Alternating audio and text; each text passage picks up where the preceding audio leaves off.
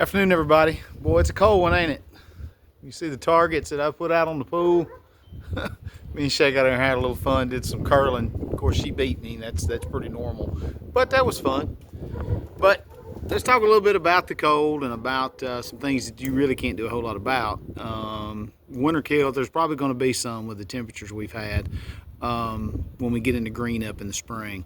When you get into these types of temperatures, single digits, coupled with the fact that it was warm relative to this cold weather leading into all the rain, and then we had this freeze of extreme temps, the crown of the turf actually will freeze, and it'll cause a problem over time. So it may be some areas that are slow to green up coming out of spring. There's not really a lot you can do to mitigate that.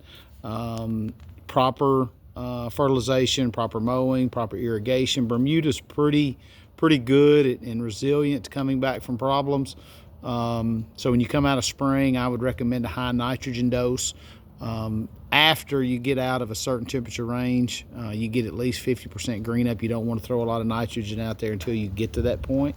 But there's probably going to be some lawns that are going to have some winter kill come spring because of this weather we've had.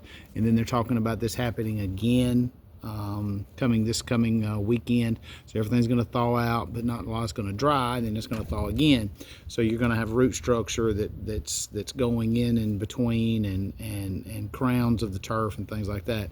So you want to leave your turf a little bit longer.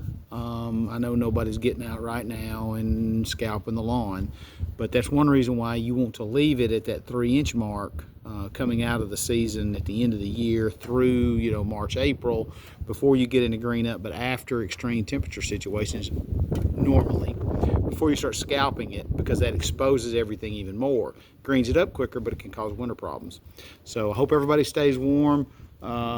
It's been brutal temperature wise. Didn't get a lot of snow, so maybe you can take your generators and stuff back and get your money back with somewhat of a restocking fee. Hope everybody has a good day.